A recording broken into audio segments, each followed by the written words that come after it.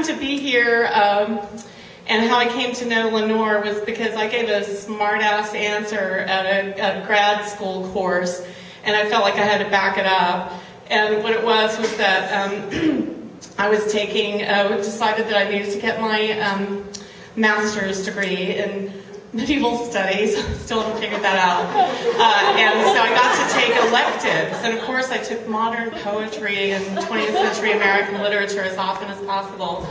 So during the one course seminar, we finally got to the beats. And it was just the guys, just Burroughs and Ginsberg and Kerouac. Not even people like Lou Welch, and anyway, and not even Michael McClure, I remember noting.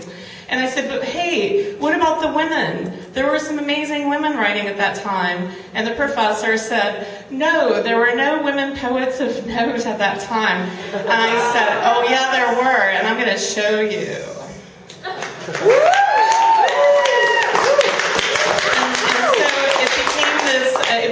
First it was just like a little research project, because I had, as I said, I had to like back up my strong talk. And then it became a calling, then it became an obsession. But it was mostly a labor of love.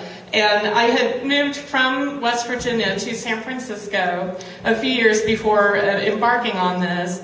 And when I got to interview Lenore, and occasionally I would literally sit at her feet like an acolyte, and I would be thinking inside my head, oh, if only my friends could see me now, this is so cool. And I still remember the times with her at her home. And so I'm going to read a little bit of the interview, just like Evan thought I might. So I started out my chapter on Lenore Kandel, the word alchemist, with a great quote from DDP, Diane de Prima.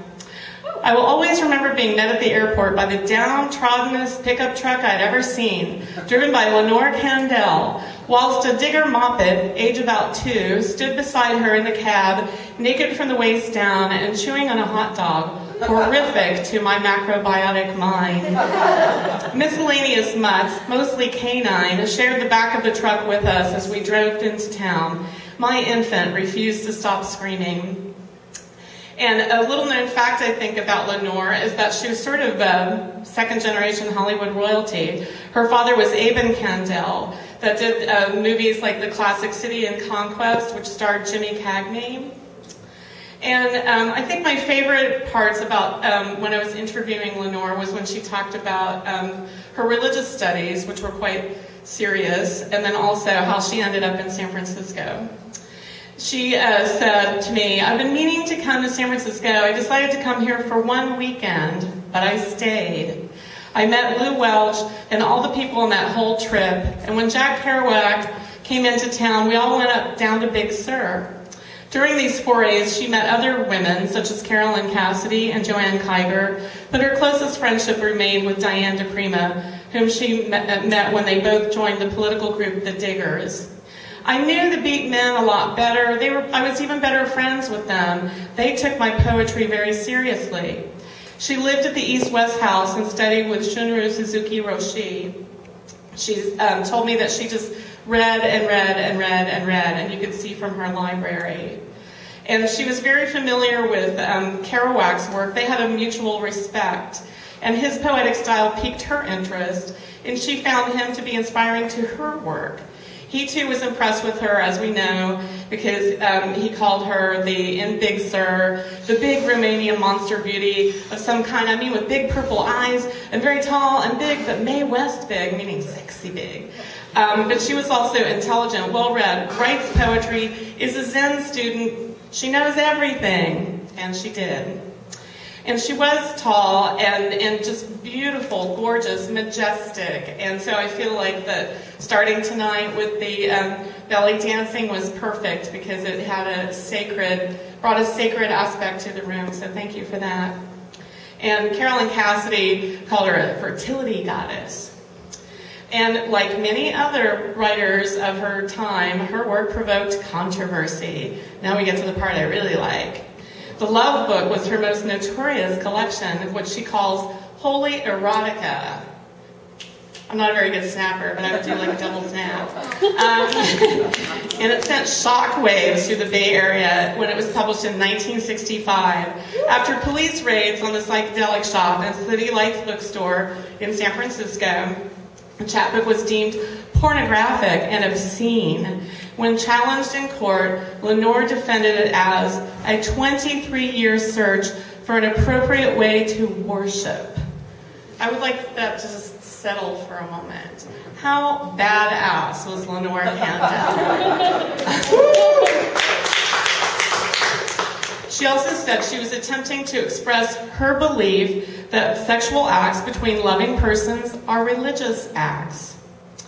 And she was praised by anyone who read her poetry, including one of the greats, Kenneth Rexroth. And he said that her fluidity and the austerity of her words helped delineate the sharp paradoxes of body and soul. Disregarding convention, she delved into the essence of being, writing provocative poems that intend to stir the heart as well as the mind. And her Buddhist influences molded emotions into stanzas, giving shape to the ineffable. That last part was me trying to describe what I thought was so great about her. So I will, since I took up so much time, I'll just read one of the poems that got the Love Book banned, which is why we're all here tonight. And that is God Love Poem. There are no words of love, but beautiful. I love you, all of them.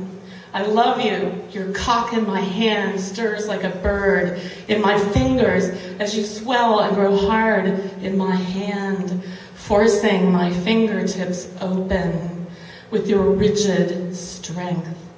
You are beautiful. You are beautiful. 100 times beautiful. And I stroke you with my loving hands, pink-nailed long fingers. I caress you. I adore you. My fingertips, my palm. Your cock rises and throbs in my hands. A revelation, as Aphrodite knew it.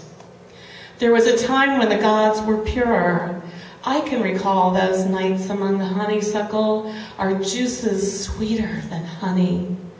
We were the temple and the god entire. I am naked against you, and I put my mouth on you slowly. I am longing to kiss you, and my tongue makes worship on you. And you are beautiful. Your body moves to me, flesh to flesh, skin sliding over golden skin, as mine to yours, my mouth, my tongue, my hands, my belly and my legs against your mouth, your love sliding, sliding. Our bodies move and join unbearably. Your face above me is the face of all the gods and beautiful demons, your eyes. Love touches love. The temple and the God are one. Thank you.